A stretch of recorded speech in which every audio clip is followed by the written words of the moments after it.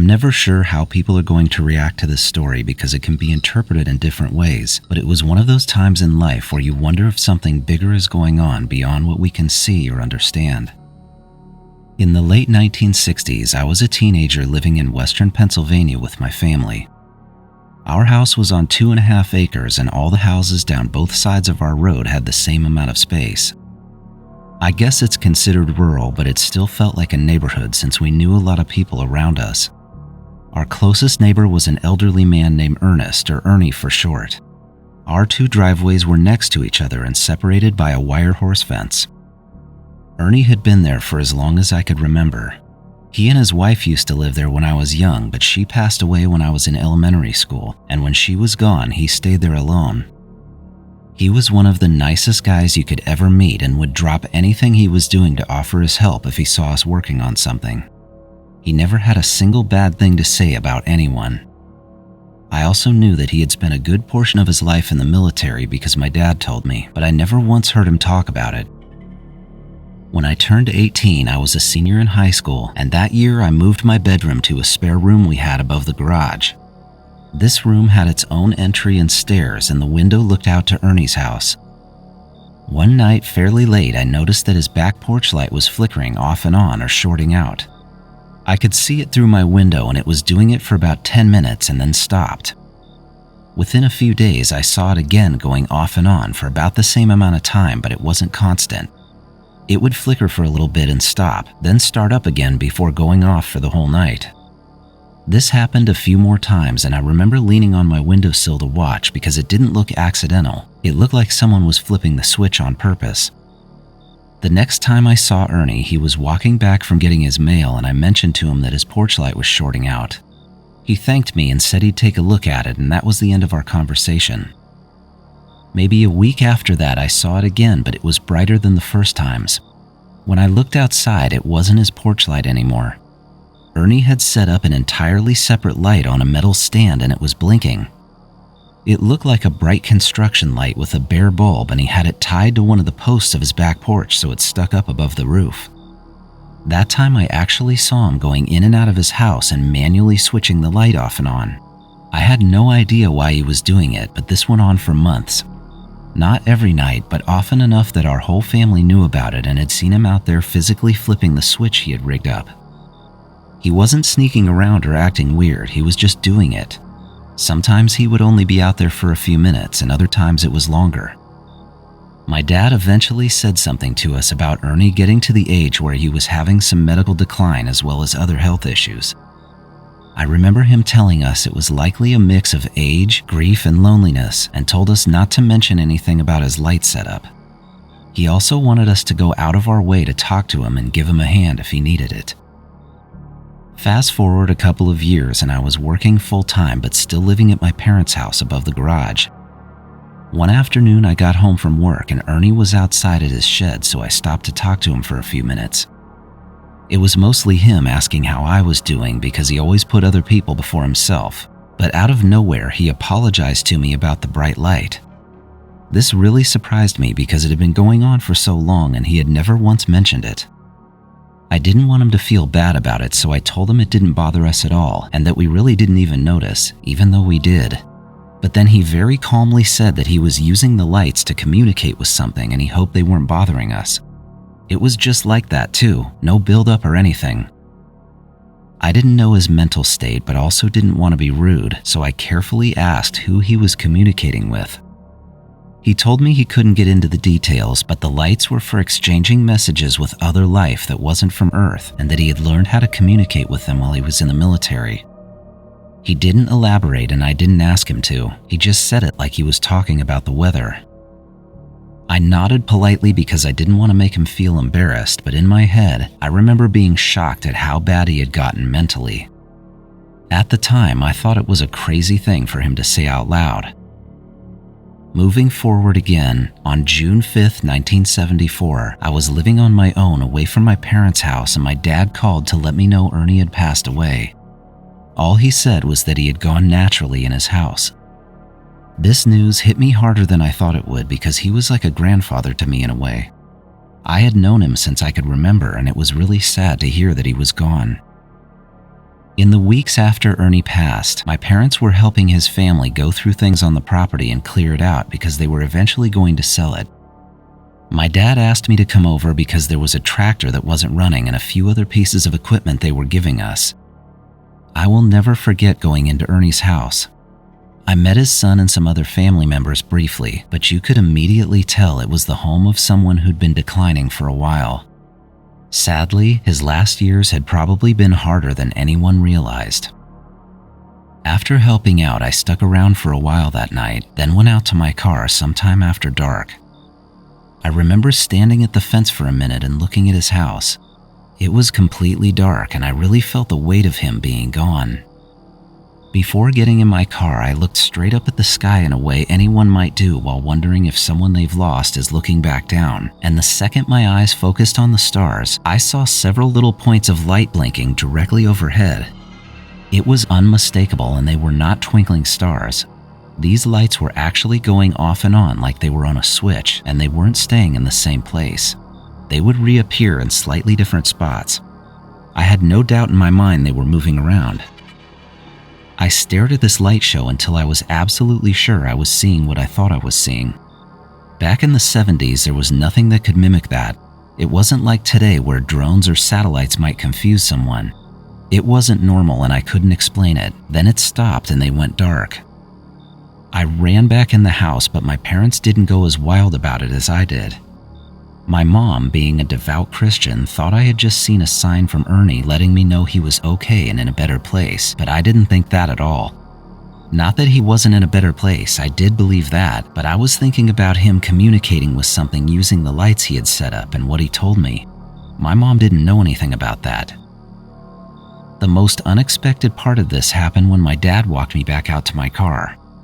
While we were standing in the driveway, he told me privately that he knew exactly what I had seen and that he had seen them too, many times.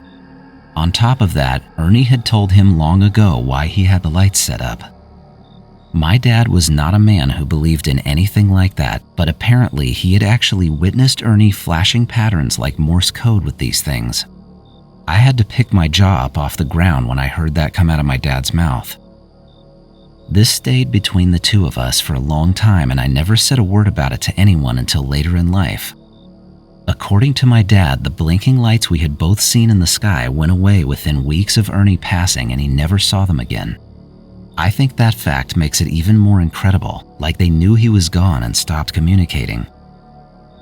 Ernie still crosses my mind from time to time, especially if I happen to be looking at the stars. I know I still watch for things in the sky, wondering if I'll ever see anything like that again, and I'm sure my dad would if he were still around too.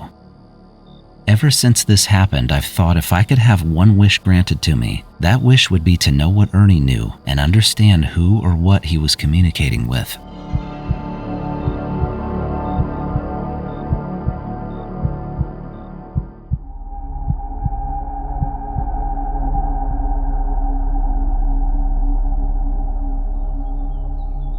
My story started the year I turned 30. It was a memorable year in my life for a few reasons, two of which weren't very good. First, I was obviously leaving my beloved 20s behind.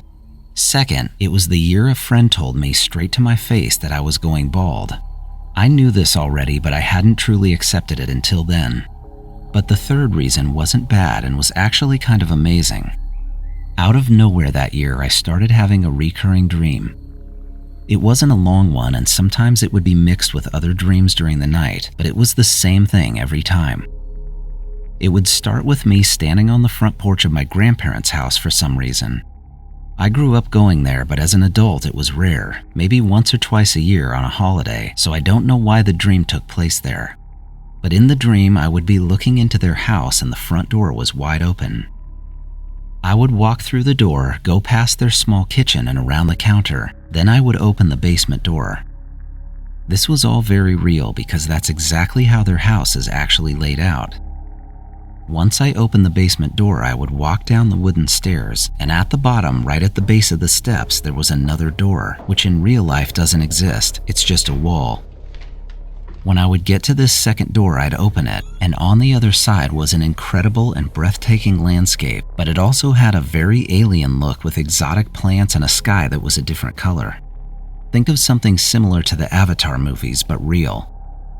Every time I would take a step through the doorway just enough to look around, maybe a foot or two past the threshold, and every time I could see a trail down the hill and below me. On the trail there was always a figure, and I couldn't tell if it was a person or something else, but it stood upright. It would walk along the trail, then turn toward me and put a hand up in the air like a simple wave. The dream never went any further than that. I wouldn't take any more steps into this place or wave back to the figure. I would just wake up. At the time, it was just a recurring dream and I didn't attach any meaning to it. I mostly wondered why I kept dreaming about my grandparents' house, but by the time I turned 31, they must have run their course because they stopped happening. At the end of that year, we had Thanksgiving at my grandparents' house. I still call it their house, but my grandpa died when I was in my early 20s. My grandma met a guy named George at her church a few years after that, and they never got married, but he lived at the house with her and was a good guy. The whole family liked him and he took care of her. That Thanksgiving Day, everyone was in the kitchen, cooking and talking and doing the usual family stuff. In the chaos, my grandma asked me to run downstairs to grab a jar of corn. She still canned everything and kept it perfectly organized on shelves in the basement. As I was walking down, I realized that I hadn't been in their basement for years. Then when I felt my feet going down the steps, something else hit me. I remembered my dream. I hadn't thought about it since they stopped, but going down into their basement brought it right back. When I got to the bottom, there was no second door, of course. There was only a short bookshelf against the wall with a collection of old cookbooks on it. But I did notice something behind the shelf on the concrete, and it was something I'd never paid attention to before. A pretty big section of the wall had been patched or repaired at some point. The walls were painted and the basement had carpet, so it never stood out since it was a mostly finished basement, but you could still see the texture difference in the patchwork under the paint, and it didn't match the rest of the walls. I brought the corn back upstairs, and in the middle of the crowded kitchen, I couldn't help it and had to ask my grandma about the wall. She didn't even hesitate and knew exactly what I was talking about. She said that Grandpa had fixed a big section of it when they were young, not long after they had bought the place. Since the red wine had been going around, she happily told me the long version of the story. Apparently, years before any of the kids were born, she had been out of town for about a week to visit her family. While she was gone, my grandpa had to work and stayed at the house by himself, but when she got home, he had a spectacular story for her that I'll admit is a little hard to believe. His story was that on one of the nights while she was gone, a meteor came down and impacted the ground, barely missing their house. It had been violent enough to shake things off the walls and break a few windows. While he was assessing everything, he realized it did the most damage downstairs and had collapsed part of the foundation wall in the basement. I know this sounds exactly like the kind of tall tale a grandpa might tell, and I don't want to sound gullible for believing it, but she told the story so confidently and with so much detail that it really had my attention. She went on to say that Grandpa got a few friends to come over, including a stonemason, and they all removed the damaged section, then built new forms and filled it in. That totally tracks because he would never pay for a thing he could fix himself, even if he had no clue what he was doing. But I guess they got it finished, then painted it, and that was that, just like anyone else from their era would do. She also said while laughing that he would tell people there was still a space rock stuck in the ground behind that wall. When he and his friends had it torn apart, they found blackened earth and some kind of unknown burned material, and he got it in his head that something from space had lodged itself into the ground right next to the foundation. He even joked about someone finding it in the future when the house had to be knocked down. Going back to a more serious tone, my grandma told me they still had neighbors that knew the whole story, and one of them actually remembered it happening and could vouch for him. So there I was, still holding a jar of corn and realizing I had never heard anything about this, and she was talking about it like it was common knowledge. I loved learning this about my grandpa because the way she told it was lighthearted and it fit so perfectly with who he was, but I was also a little stunned because of the dreams I'd had a year earlier about a doorway being in that exact spot, right where the patchwork was. I found it so interesting that in the dreams I would open a door that led to some kind of alien world, and it just so happened to be where my grandpa claims something from space hit the Earth. I thought it was quite the incredible coincidence. I never told her about the dreams because we were in the middle of Thanksgiving. I just stood there thinking, what are the chances? This could be something crazy my grandpa came up with, but I don't see him doing that, and a large part of the wall has been repaired, so something happened down there. My grandma also mentioned that there were broken windows in the house when she got home, which eventually my grandpa fixed. Sometimes I think about it more than I should, and I get this urge to rent a backhoe or hire a company to dig up the side of their house. I would never actually do that, but I feel a pull inside of me now, like I need to see if there's something buried in the ground on the other side of that wall.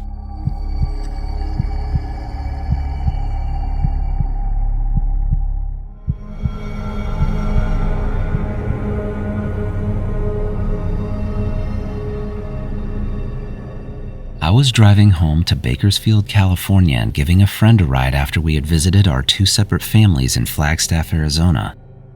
I had done this trip with him one other time, and it worked out well for both of us because we could split the driving on the roughly 8-hour trip. It was nighttime when we left, but not too late.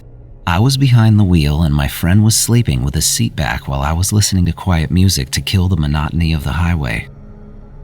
We were heading west on Highway 58 with about an hour and a half to go. We had just left the tiny town of Boron where we had filled the car up with gas. I remember leaving Boron clearly because it's extremely empty out there and you can usually see headlights and taillights for long distances, but there wasn't much traffic that night. Just a few cars and trucks ahead of us and behind us.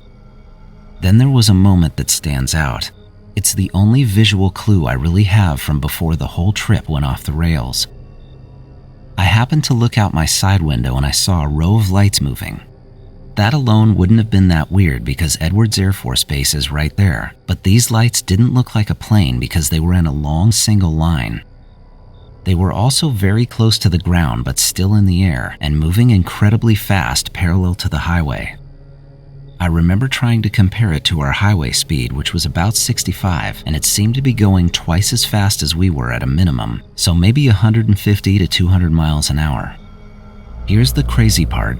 When I first saw this thing, it was going in the same direction we were, heading west.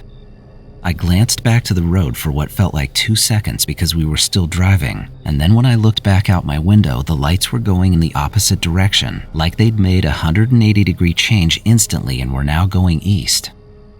Nothing about the lights had changed though. The size and brightness and spacing were identical, and I never saw anything turn around or loop back. I remember reaching over and grabbing my friend's arm because I wanted him to see this. I didn't even get to say a word to him though, because the very next moment was like someone had cut to another scene in a movie. I only remember opening my eyes while sitting in the driver's seat and the car was parked. I had no transition to where we ended up, and it terrifies me every time I think about it. Somehow we were parked off the highway, and at first I didn't even understand I was waking up. We weren't on the shoulder of the highway either. We were on a completely separate, barely maintained road that runs next to the highway. I later learned that the road we were on was called Frontage Road, but ending up there was the most disorienting feeling I've ever felt. This road is only 25 feet away from Highway 58, but I had no memory of getting there. Another thing that threw me off in those first few seconds was that I did remember we had been driving home, but that felt fake to me, like I had been dreaming we were on a drive, but it hadn't actually happened. It really took me a minute to understand that it had happened, and what I thought was a dream was real. I remember putting my hands on the wheel and squeezing it, trying to force myself to sort out what was real and what wasn't.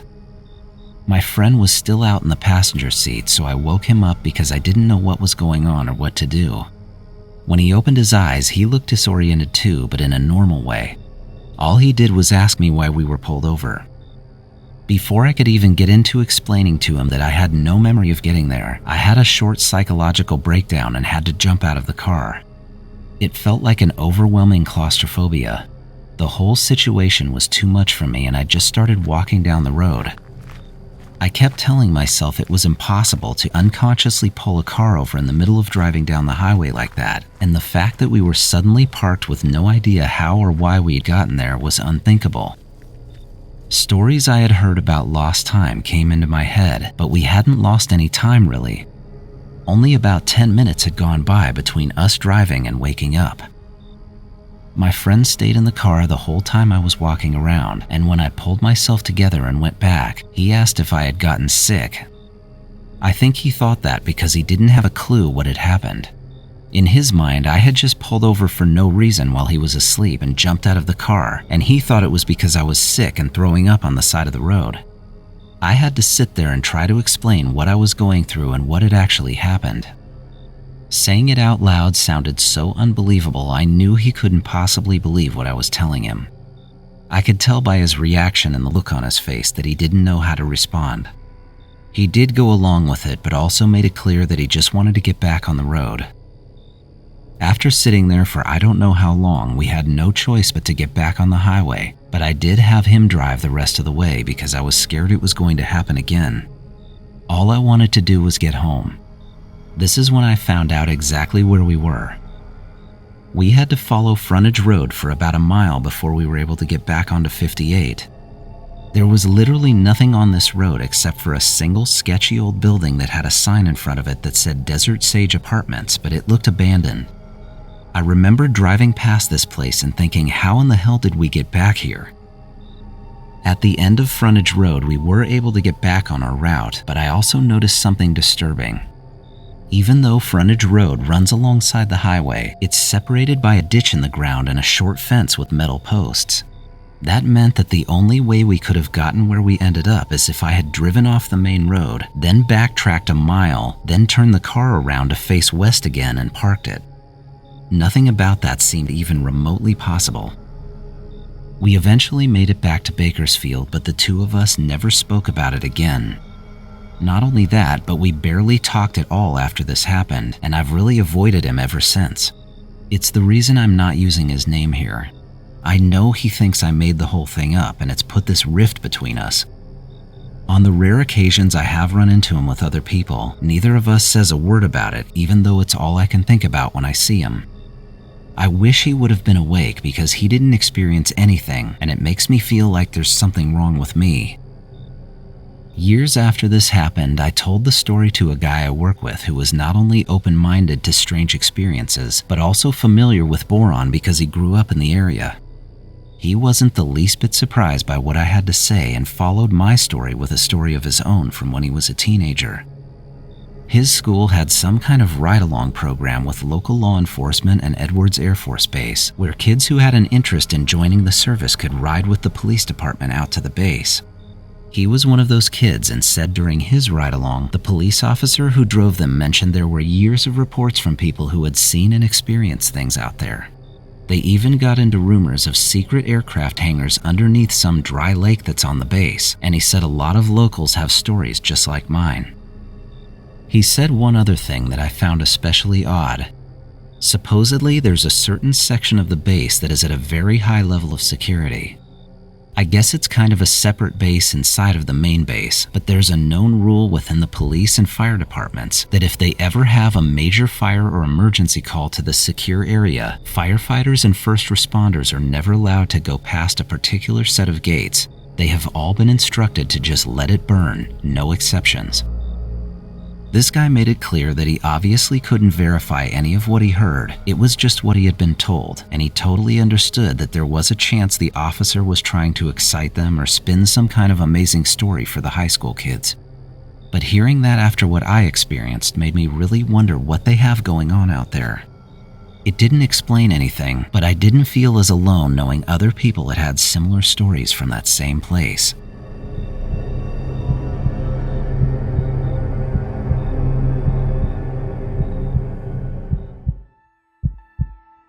I want to thank everyone for watching another episode of Skywatcher Stories.